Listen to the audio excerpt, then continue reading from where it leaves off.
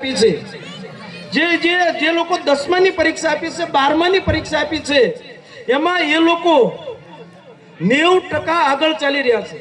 એમની પાછળ હવે માત્ર 90% વિદ્યાર્થી કરતા આગળ ચાલે છે. મતલબ કે એની આગળ માત્ર હવે 9% વિદ્યાર્થીઓ છે.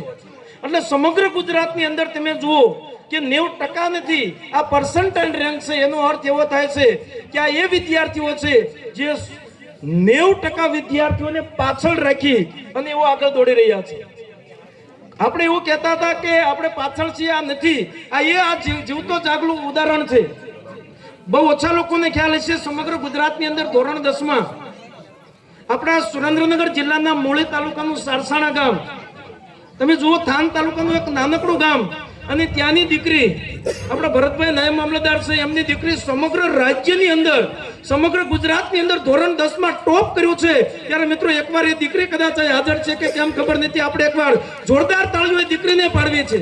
તમે જુઓ, થાન તાલુકો ક્યાં, સારસાણા, ગૂગલના નેટવર્ક જ્યાં મૂકી દે ત્યાં સારસાણા ગામ, અને એ સમાજની દીકરી સમગ્ર ગુજરાતની અંદર.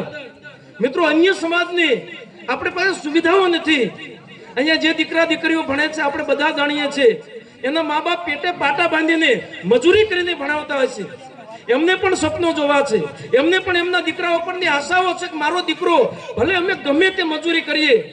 અને આ વિસ્તારની અંદર અમે નજરે જોયું છે, અમે પણ અનુભવ્યું છે, અને અમે એ પૈકીના છીએ કે વ્યાજમાં પૈસા લાવીને પણ પોતાના બાળકોને ભણાવનાર જો સમગ્ર ગુજરાતનો કોઈ કોળી સમાજ હોય તો હું એવું સમજીશ કે સૌથી વધુ એ સાયલા ચોટીલા ચોડાથાનનો કોળી સમાજ છે કે જે પોતે વ્યાજમાં પૈસા લાવીને પણ એમના બાળકોને ભણાવવાનું શીખી ચૂક્યા છે.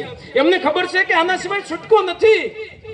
આવનારા સમયમાં અન્ય સમાજની સાથે આપણે તાલ મિલાવવો હશે, અન્ય સમાજ ની હારે આપણે ઉભું રહેવું હશે, તો શિક્ષણ જ એક એવું શસ્ત્ર છે કે જે આપણને બચાવી શકશે.